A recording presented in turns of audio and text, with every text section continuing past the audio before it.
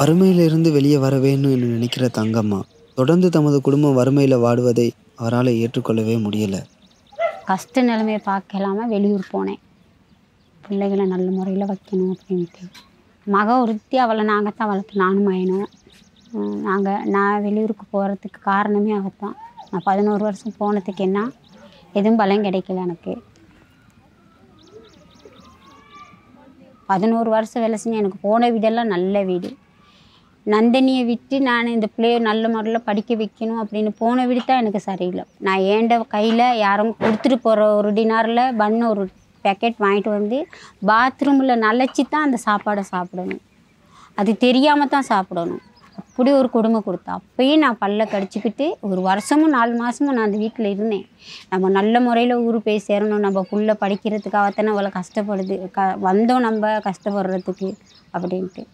நான் வெளியில் போகிறேன்னா சரியான பயம். ஆனால் எனக்கு நிலமை அப்படி ஒரு வெளியில் போகணும், அப்படி என் பிள்ளையும் சாகணும், நானும் இந்த நிலைமைக்கு ஆளாகணும் அப்படின்னு எனக்கு அப்படி கடவுள் சோதிச்சாரா அது எனக்கு சொல்ல முடியலை.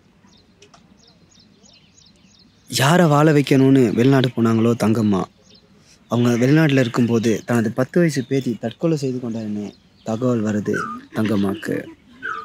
படிப்பு விளையாட்டுன்னு எல்லா துறைகளிலும் திறமையான சிறுமியாக இருந்த தனது பேத்தி தற்கொலை செய்து கொண்டார் என்பதை தங்கம்மாவால் ஏற்றுக்கொள்ள தயாராக இல்லை. தங்கம்மாவுக்கு தனது பேத்தி மரணத்தில் சந்தேகம் இருக்கிறது. ஆனால் அதற்கு போராடும் நிலையில் தங்கம்மாவுமே அவளின் குடும்பத்தாரும் இல்லை. நான் போலீஸ் மூலியமாக கேட்கையில் சொன்னாங்க, இப்படி தொட்டியில் இப்படி இப்படி இப்படி சுற்றித்தான் புள்ள இறந்துருக்கு அப்படின்னு தான் சொன்னாங்க. நான் சொன்னேன் எனக்கு நம்பவே இயலாது. ஏன்னு கேட்டால் அவள் நல்ல பலனான ஆள்.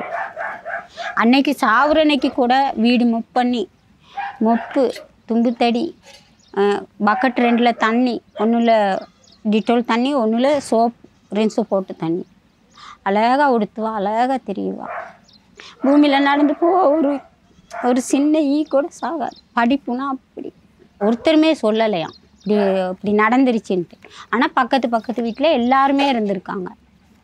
யாருமே போய் பார்த்தில்ல. மக வந்து பார்க்குற வச்சும் புள்ள அப்படியே தான் இருந்திருக்கு.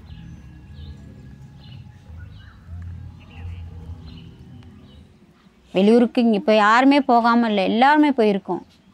ஒரு தலை குளிக்கிற உடுப்பை கூட இப்படி போட்டுட்டு போயிடி கையிலன்னு சொன்னால் நம்ம எடுத்து அதுக்கு ஸ்பாலையில் தானே போடுறோம். இந்த மாதிரியெல்லாம் நம்ம கஷ்டப்பட்டுட்டு வந்து